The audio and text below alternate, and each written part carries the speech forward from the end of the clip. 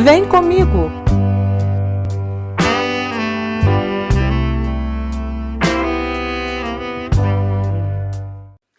Bom dia, boa tarde, boa noite. Tout ça c'est portugais, si vous ne comprenez pas, c'est pas grave.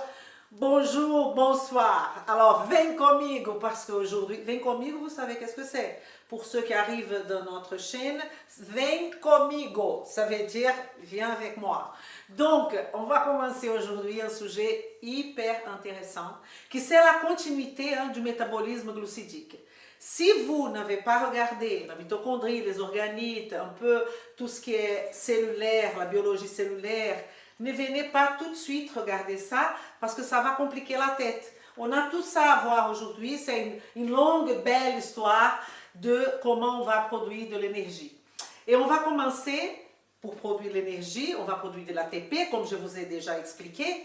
Cet ATP vient d'un processus, d'une voie métabolique tout simplement, qui c'est la voie où on va passer par trois processus. Le premier s'appelle la glycolyse, le deuxième, le cycle de Krebs, et le troisième, la respiration cellulaire.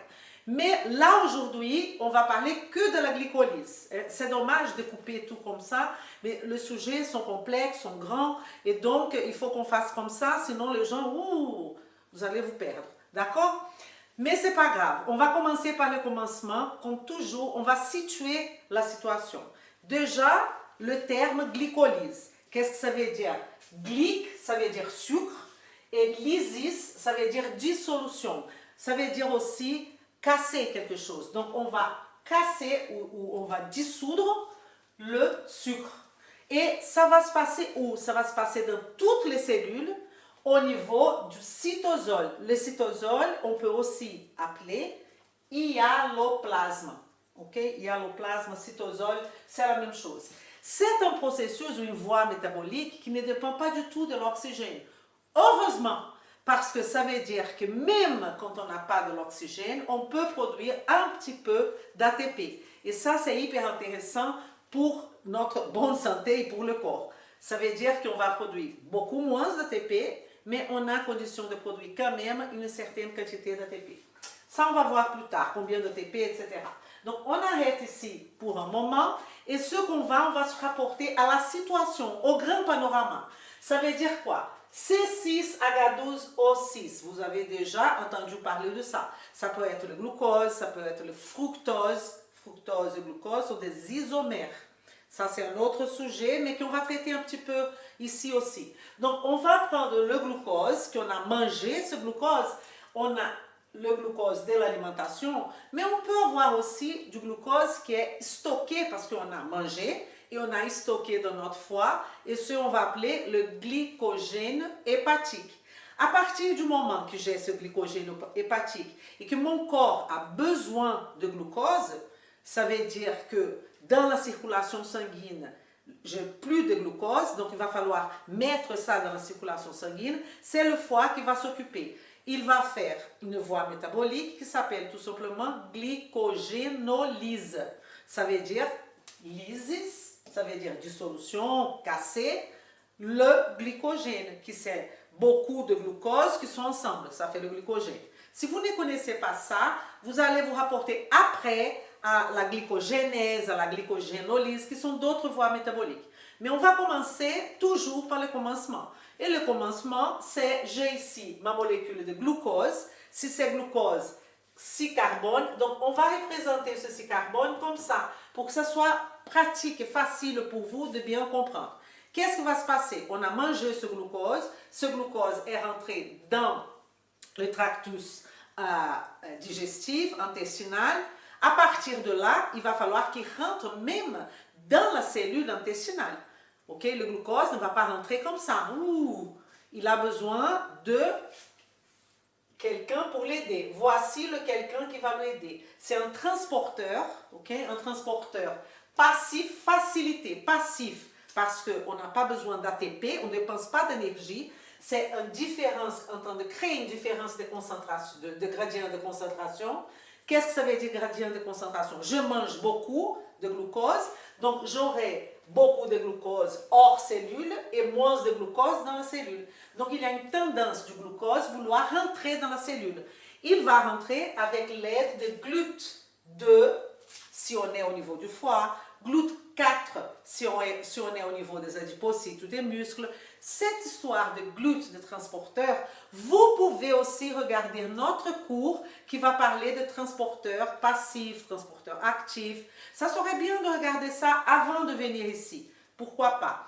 Et qu'est-ce que je vous allais dire? J'attends.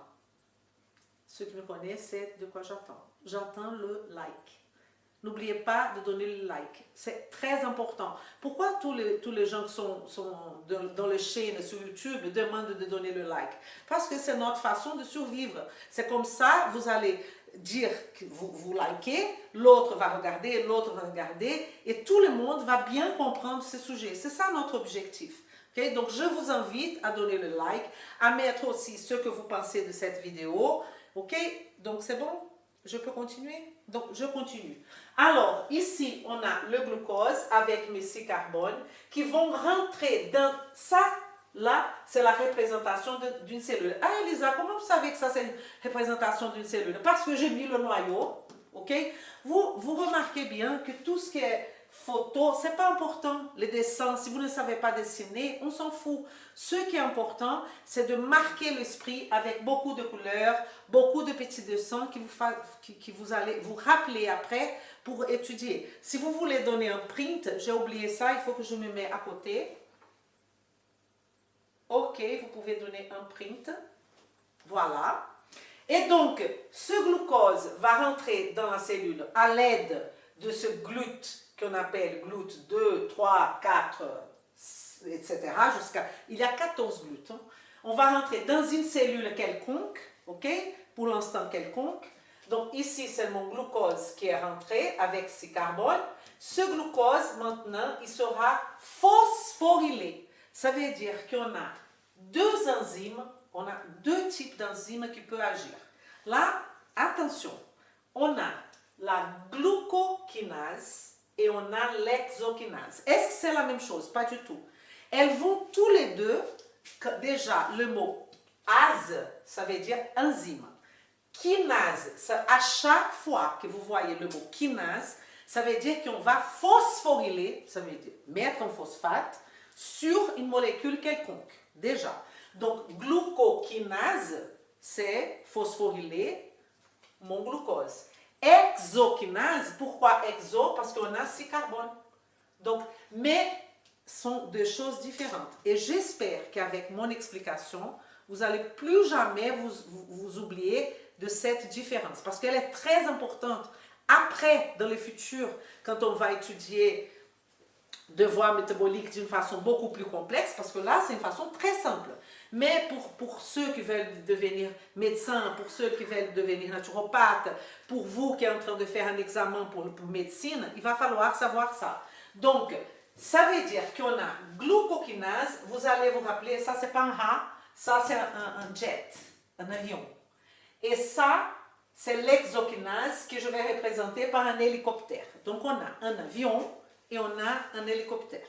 Est-ce que vous êtes d'accord qu'un avion, on peut mettre beaucoup de gens, ok?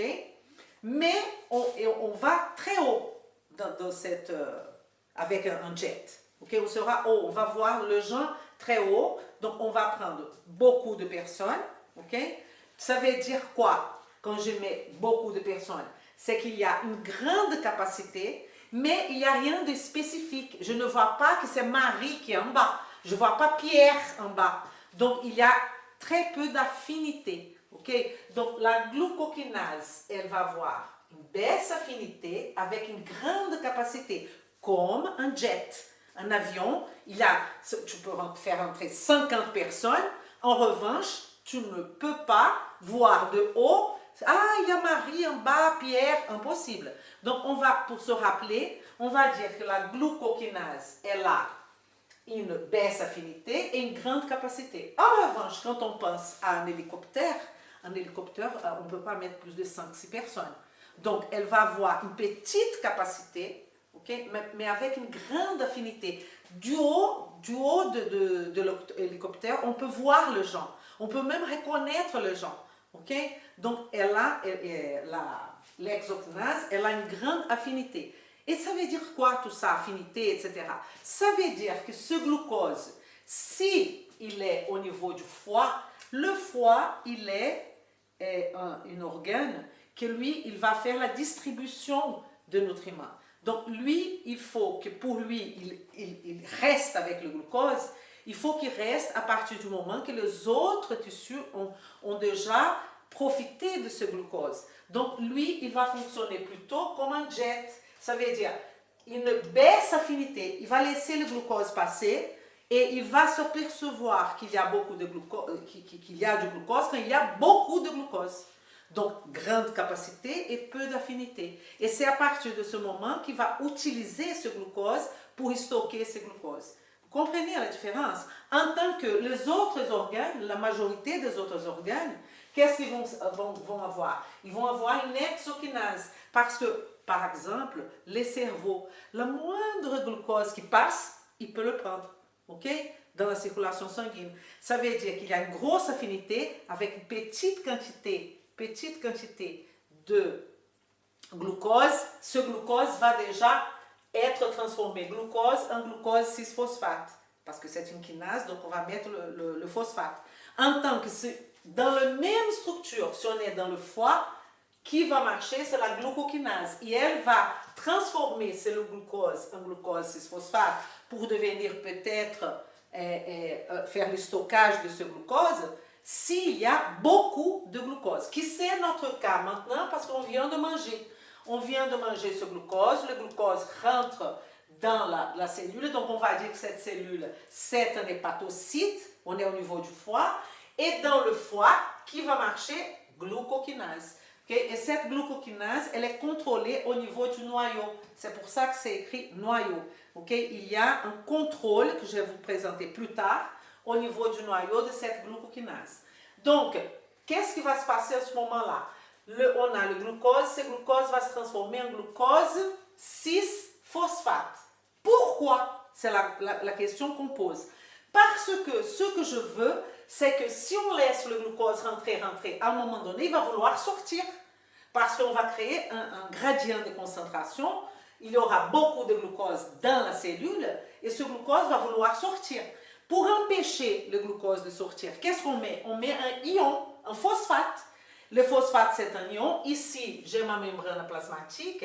Ici, le bleu, c'est la partie hydrophile, mais on a la partie hydrophobe, donc qui va empêcher ce glucose de sortir parce qu'il est lié à un phosphate. Donc, le phosphate, il va fonctionner comme une chaîne qui va s'attacher au pied du glucose, on va comprendre comme ça, au niveau du phosphate numéro 6. Voici le phosphate numéro 6. À partir de là, je forme mon glucose 6-phosphate, qui c'est très important, une molécule très importante, qui va être empêchée de sortir de ma membrane parce que j'ai ce phosphate-là qui a été rajouté par glucokinase. Est-ce qu'on est bien d'accord qu'on ne fait pas du miracle en chimie ou en biochimie? Ce phosphate va venir de quelque chose. Donc, on aura la dépense d'un ATP. L'ATP va libérer ce phosphate-là, ok? Donc, il va devenir ADP. Donc, on a notre premier investissement. Et ne perdez pas de vue qu'on est là pour faire la glycolyse, pour produire de l'ATP. Mais pour produire de l'ATP, je vais faire une phase qu'on appelle phase d'investissement. Je vais dépenser pour après avoir plus d'ATP. Ma première dépense en termes d'ATP, c'est le numéro 1 qui c'est ATP en ADP parce que le phosphate de cet ATP, si vous ne connaissez pas le cours d'ATP, vous allez voir là qu'il y a un cours sur l'ATP.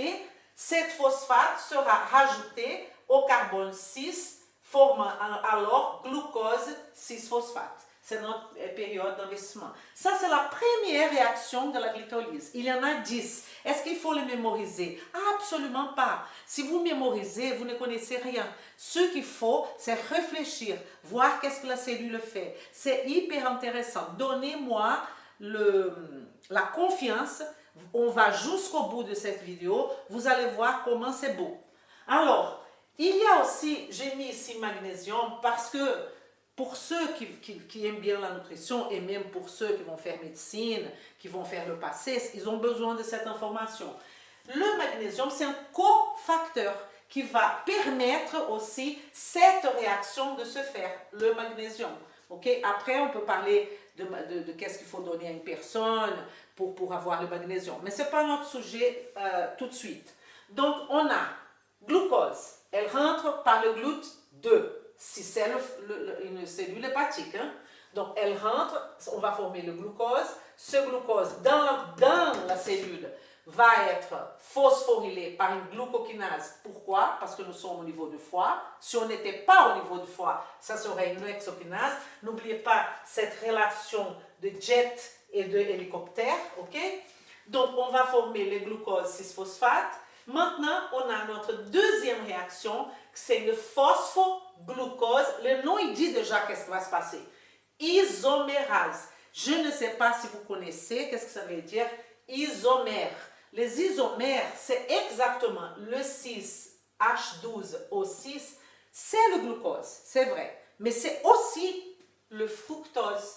Ce qui va changer, c'est la fonction chimique. Le glucose, c'est un aldéhyde, ça veut dire que lui, il a une fonction aldéhyde qui s'appelle CHO, on dit CHO, C-O-O-H, CHO. Et en tant que le fructose, dans le 6 carbone là, hein, il va avoir cette fonction, dans le carbone 1. Et le fructose va avoir comme fonction ça. Ça, c'est une cétone, ok?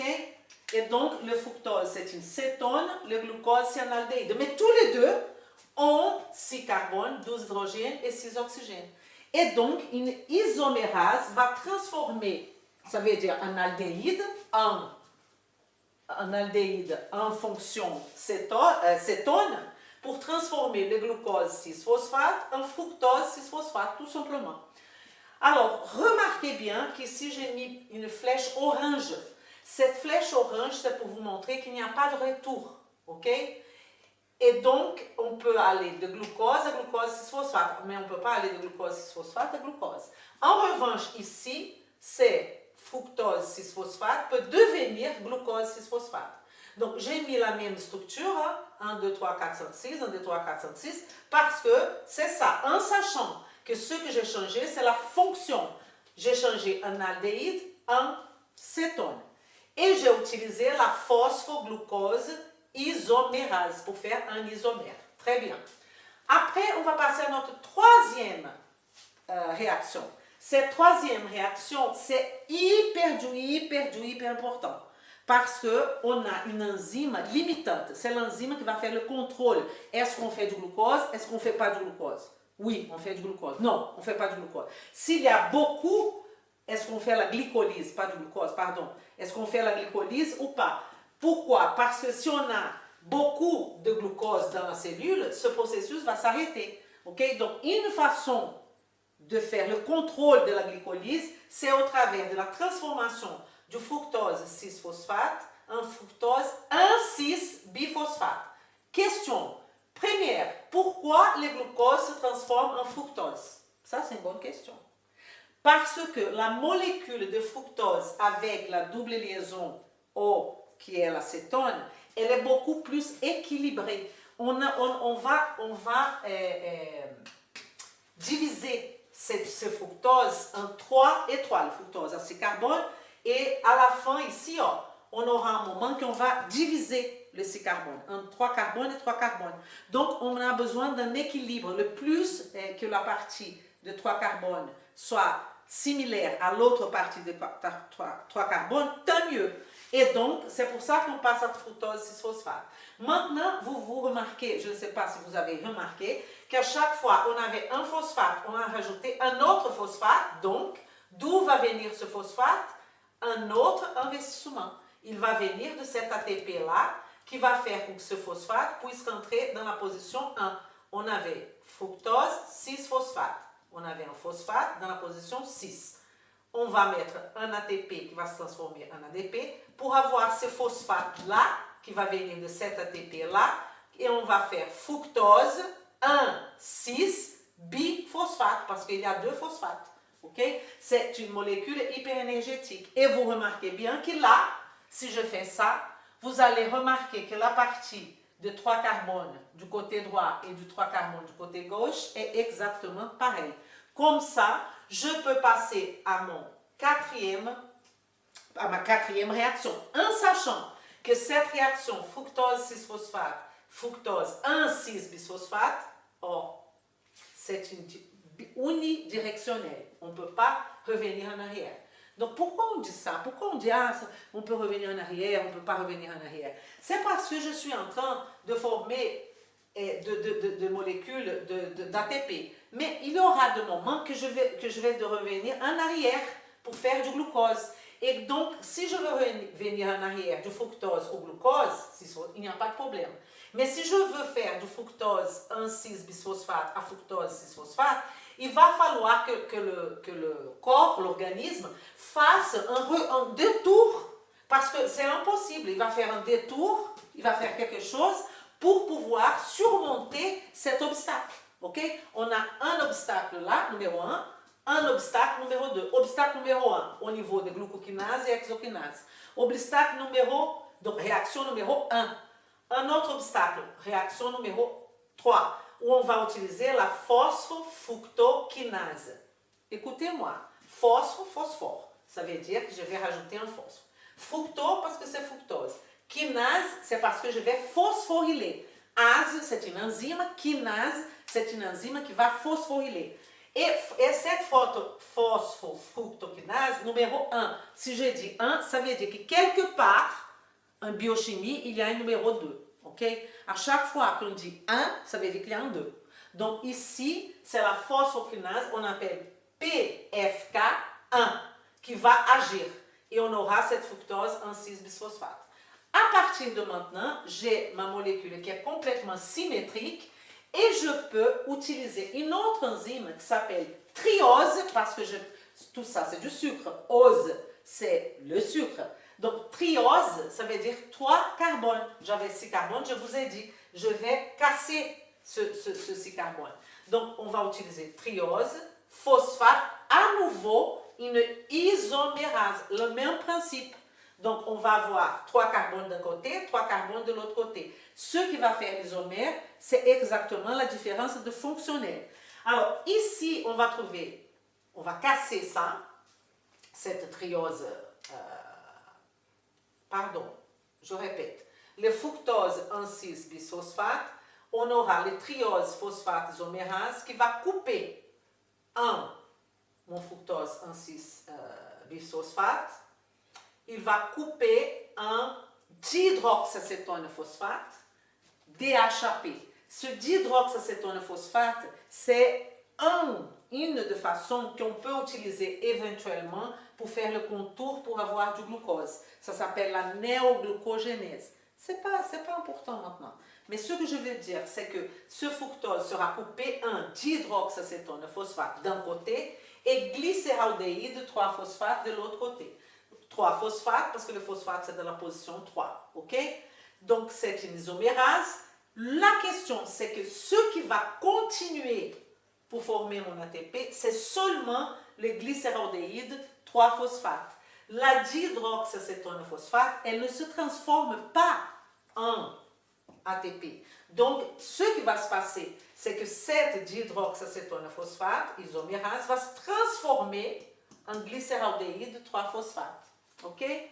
En se transformant en glycéraldéhyde 3-phosphate, ça veut dire qu'on aura alors maintenant 2 fois, tout sera multiplié par 2. Donc on avait dihydroxacétone phosphate d'un côté, glycéraldéhyde 3-phosphate de l'autre côté. Mais si ce dihydroxacétone phosphate se transforme en glycéraldéhyde 3-phosphate, on a 2 glycéraldéhydes 3-phosphate qui vont aller vers la voie qui va se transformer en ATP. Tout ça, on est toujours au niveau du cytosol.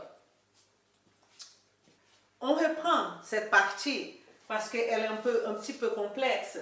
On a le fructose, okay, qui c'est une cétone. Okay? On va utiliser une aldolase, okay, qui va casser ce fructose en 2 parties, 3 et 3. À partir du moment qu'il fait 3 et 3, on aura la formation de la dihydroxacétone phosphate, qu'on va s'habituer à ce mot DHAP, ok? Et de l'autre côté, GA3P ou GAP, ok? Que c'est le glycéraldéhyde 3-phosphate. Donc on a DHAP d'un côté et GA3P de l'autre côté. Alors maintenant, ce DHAP, il ne sert pas à transformer un ATP. Donc je vais transformer ce DHAP en GA3P qui va faire ça, une isomérase, une triose phosphate isomérase, qui va faire cette transformation. Problème, normalement, si on pense en termes d'équilibre, on a besoin de 9 DHAP pour produire un glycéraldéhyde 3-phosphate. Okay? Donc, ça serait un processus très lent. Il fallait avoir beaucoup de DHAP ici pour transformer un glycéraldéhyde 3-phosphate. Mais la cellule, elle a déjà du glycéraldéhyde 3-phosphate qui vient pour la voie normale. Donc, ça serait un problème de beaucoup de DHAP. Donc, cette isomérase n'arriverait pas à faire son travail. Donc, ça, c'est hors corps. Dans le corps, il est intelligent, il a trouvé une autre solution. Il va vider ce glycéraldéhyde 3-phosphate qui est synthétisé par la vie normale, pas pour la transformation, ok? Par l'action de la séparation de l'aldolase. On a glycéraldéhyde 3-phosphate d'un côté, DHAP de l'autre côté. Ce glycéraldéhyde 3-phosphate qui vient d'être formé, il sera utilisé par les cellules vraiment vite. On va vider ce glycéraldéhyde 3-phosphate pour que cette DHAP puisse prendre la place. D'accord? Ça, c'est une question d'équilibre. Et donc, qu'est-ce qu'on aura? On aura la formation du glycéraldéhyde 3-phosphate et qui va s'offrir maintenant notre 6e réaction, qui est le glycéraldéhyde 3-phosphate déshydrogénase. Le nom, il dit déjà déshydrogénase. On va enlever un hydrogène et cet hydrogène, regardez l'hydrogène, cet hydrogène qui est perdu par la molécule glycéraldéhyde 3-phosphate va s'accoupler au NAD. Qui est le NAD? Nicotinamide, adénosine, dinucléotide. C'est vraiment une pile, on va dire. C'est le camion qui va se réduire. Okay? Quand on voit un plus, ça veut dire quoi? Je vous avais dit que le plus, ça veut dire positif. À chaque fois, il n'y a que les électrons qui bougent. Les électrons sont négatifs. Donc, ça veut dire, qu'est-ce qui se passe ici? C'est le NAD, il est oxydé. Qu'est-ce qu'il va faire? Oxydé, pourquoi? Parce qu'il y a un électron qui est parti. Donc, quand on dit un électron est parti, on dit que l'hydrogène est parti aussi. Je vais récupérer cet hydrogène qui vient de glycéraldéhyde 3-phosphate au travers de l'utilisation de l'enzyme glycéraldéhyde 3-phosphate déshydrogénase qui va permettre la réduction de ces NAD en NADH plus H+. Ça, on verra plus tard. Je vous jure, on verra la compréhension de pourquoi NADH plus H+. Ce n'est pas le sujet maintenant, sinon ça fait trop d'informations. Donc, on va toujours considérer x2, parce que maintenant, le DHAP a transformé en glycéraldéhyde. Donc, on a 2 formations de glycéraldéhyde. Vous comprenez? Donc là, on a x2. Et ça va former, on va sortir de glycéraldéhyde 3-phosphate, on va passer à 1,3-biphosphoglycérate. Ça veut dire quoi? Qu'il y a, si c'est biphosphoglycérate, maintenant, il y a un phosphate inorganique. Okay? Phosphate inorganique, c'est un phosphate qui est dans le cytosol, qui n'a pas beaucoup d'énergie, qui va rentrer avec de l'eau pour former ce 1,3 biphospho, un phosphate ici, un autre ici. D'où vient ce phosphate? Ce phosphate vient du glycéraldéhyde 3-phosphate. Et d'où vient ce phosphate ici? Il vient de phosphate inorganique qui vient de rentrer dans notre réaction.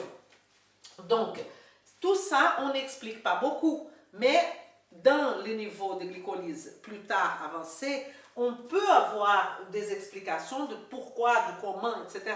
Pour l'instant, si vous avez compris cette partie-là, c'est déjà top. Donc, 1, 3, 1, 3 biphosphoglycérate. Et on continue maintenant, on va passer à notre 7e réaction. Et dans notre 7e réaction, regardez, phosphoglycérate, kinase, hop, kinase. Qu'est-ce qui va se passer? Il va avoir quelque chose de phosphorylation. Donc, regardez bien qu'il là, c'est la première fois qu'un ADP va arriver et lui va prendre un phosphate et on va former l'ATP.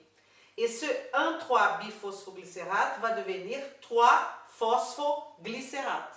Pourquoi? Parce que ce phosphate qui est perdu de 1,3 est devenu 3 vient de l'action de cette kinase. Ok? Donc on a maintenant, on passe de 1,3 biphosphoglycérate à 3 phosphoglycérate par l'action d'une kinase. Et en plus, on a l'ADP avec un phosphate inorganique qui va former un ATP. Observez que ici, on avait moment investissement. Okay? Cette phosphate et ça rajoutait au glucose 6-phosphate. Deuxième moment là maintenant. Maintenant non. Deuxième moment, réaction 3. On a un autre phosphate, ATP, qui devient ADP. Pourquoi? Parce que je passe de 6-phosphate à 1,6-biphosphate. Maintenant, c'est la première fois qu'on aura la production d'ATP. Mais on aura la production de combien d'ATP, je vous demande? 2 ATP. Parce que tout ça est multiplié par 2. Ok? Donc, on aura la production de 2 ATP. Donc, cette phosphoglycérate kinase va devenir 3 phosphoglycérates. Maintenant, on va 7e, on a notre 8e transformation. Ça, c'est une mutase. La mutase, tous les mutases sont des enzymes, parce que c'est ASE, qui vont faire une mutation, changer les choses de place. Donc, on va voir à la place de 3 phosphoglycérates, on va voir 2 phosphoglycérates. Je suis en train de vous dire que ce changement de la position 3, regardez, le phosphate, il était dans la position 3. Il va passer à la position numéro 2. Pourquoi? Parce que je veux que ce phosphate devienne beaucoup plus instable. Je veux me débarrasser de ce phosphate. L'objectif final, c'est de former 2 pyruvates. On est d'accord? Qui après vont rentrer dans le cycle de Krebs, qui vont rentrer dans la respiration cellulaire pour former de l'ATP. Donc, je suis là au niveau de mon numéro 8. Donc, la phosphoglycéromutase va changer de la position 3 à la position 2. Très bien. Ici, on aura la libération de l'eau et on aura une enzyme qui s'appelle énolase qui va former le phosphoénol pyruvate. Ce phosphoénol pyruvate, on écrit PEP. Phosphoénol pyruvate. PEP. Donc, il faut absolument se rappeler de DHAP. D'hydroxyacétone phosphate. On aura besoin de ce DHAP plusieurs fois pour faire plusieurs choses. On a glycéraldéhyde 3-phosphate et on a PEP, phosphoénol pyruvate, qui va finir par une autre enzyme, la pyruvate kinase. Si c'est une kinase, je vais avoir quoi? Une phosphorylation. Regardez bien qu'on aura là la formation aussi d'un ATP. On révise. Vous avez cliqué là? Vous avez partagé? Merci. Donc, la pyruvate kinase va agir sur ce phosphoénol pyruvate et va se transformer, tout ça c'est deux fois, en 2 pyruvates. 1, 2, 3, plus 1, 2, 3. Ça sont les 2 pyruvates. Okay? Je vais vous montrer ici comment c'est la molécule de pyruvate. Okay? Et je vais vous montrer aussi la dihydroxyacétone phosphate. Je pense qu'on aura ça sur la vidéo. Bon, alors, ces 2 pyruvates-là, il y a de destin. Si j'ai de l'oxygène, il va rentrer dans la mitochondrie, il va faire le cycle de Krebs dans la matrice mitochondriale et il va faire la respiration cellulaire au niveau des crêtes mitochondriales, c'est la membrane interne. Et ça va me produire de l'ATP avec libération de l'eau et de CO2. Ok? Sinon, si je n'ai pas d'oxygène, le corps va faire une autre façon pour maintenir ce processus de glycolyse en train de se reproduire, va reproduire. Parce que ici, j'ai le premier camion d'énergie que j'ai produit, c'est NADH. C'est ce NADH qui va jusqu'à la crête mitochondriale. On verra ça plus tard. Donc, qu'est-ce que j'étais en train de dire? Non, j'étais en train de vous dire qu'on va revoir les choses en termes d'investissement et de dépenses. Premier temps, j'ai fait mon investissement de 1 ATP. Quand là, passage de glucose en glucose 6-phosphate. Si vous allez faire un examen, ils vont vous demander les 3 moments de contrôle de la glycolyse. Ça veut dire qu'on ne peut pas revenir en arrière. Réaction numéro 1, réaction numéro 3 et la réaction numéro 10. Il faut parfois savoir que c'est 1, 3, 10. Ok? C'est très important. Parce que ce sont des réactions qui n'ont pas de retour. Ce sont les réactions oranges que je viens de vous montrer. Ok? Et ce pyruvate, dans l'absence d'oxygène, on va faire du lactate ou de l'acide lactique. Regardez, c'est pas exactement où. Regardez ici, j'ai un exemple d'acide pyruvique et pyruvate pour vous montrer que le lactate et l'acide lactique, c'est le même raisonnement. Donc l'acide pyruvique, ça que j'ai formé là, il est formé de 3 carbones, 1, 2, 3, ok? Avec, ça c'est acide, CWOH, vous savez que c'est la marque, ok, d'un acide, donc ça c'est l'acide pyruvique. Et quand cet acide-là, il va devenir un anion, ça veut dire qu'il est prêt à faire de réaction avec quelqu'un, parce que qu'est-ce qui se passe là? J'ai gagné un électron, ok? Il a gagné un électron. Donc s'il a gagné un électron, il est devenu réduit. S'il est devenu réduit, on va appeler pyruvate, on ne va plus appeler acide pyruvique. Donc tout ce qui est acte, comme par exemple la pyruvate et lactate, sont des choses qui sont dans la forme réduite. Ça veut dire qu'ils sont prêts à faire de réactions avec d'autres molécules. On aura l'opportunité de voir oxydoréduction, qu'est-ce que c'est une oxydation, qu'est-ce que c'est une réduction. Pour l'instant, ok, je vais faire un grand résumé de tout ça. Ok, est-ce que j'ai parlé de tout?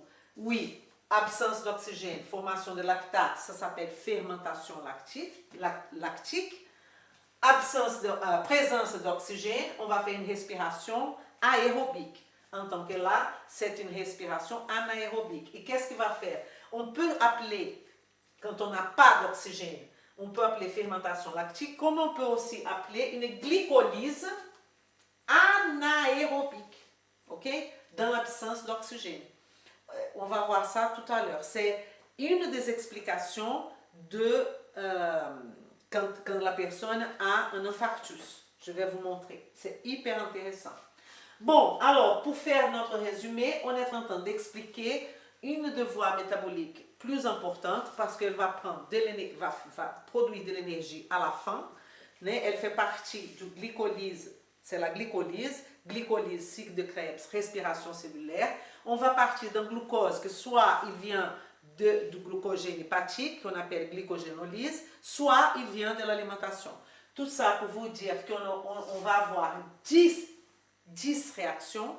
Okay? Ces réactions, attention, glucokinase, hexokinase sont des choses différentes. N'oubliez pas, ici, c'est pour vous donner l'idée que quand on met glucose plus phosphate pour former le glucose 6-phosphate, c'est comme si on met une chaîne sur le glucose pour empêcher que ce glucose parte parce que le phosphate, c'est un ion. Okay? On a aussi la transformation de glucose en fructose pour faire que la molécule soit plus symétrique. Parce que mon objectif, c'est de faire un split, de la séparer en deux. Entrée de phosphate du ATP ici pour donner plus de symétrie à la molécule. Okay? Après, n'oubliez pas que la régulation, okay, quand on va voir la régulation de la glycolyse, on va parler beaucoup de cette phosphofructokinase 1. À part ça, je vous souhaite une super journée, un super jour, un super examen. Et on est là pour la prochaine étape qui sera le cycle de Krebs après la respiration cellulaire. Et je vous conseille aussi de regarder deux sujets que j'ai mis sur Internet qui ont tout à voir avec ça. Ça veut dire les organites, la mitochondrie, et il y a aussi un grand panorama du métabolisme glucidique que je vous invite à regarder aussi. Et bisous, à bientôt e vem comigo. Vem comigo!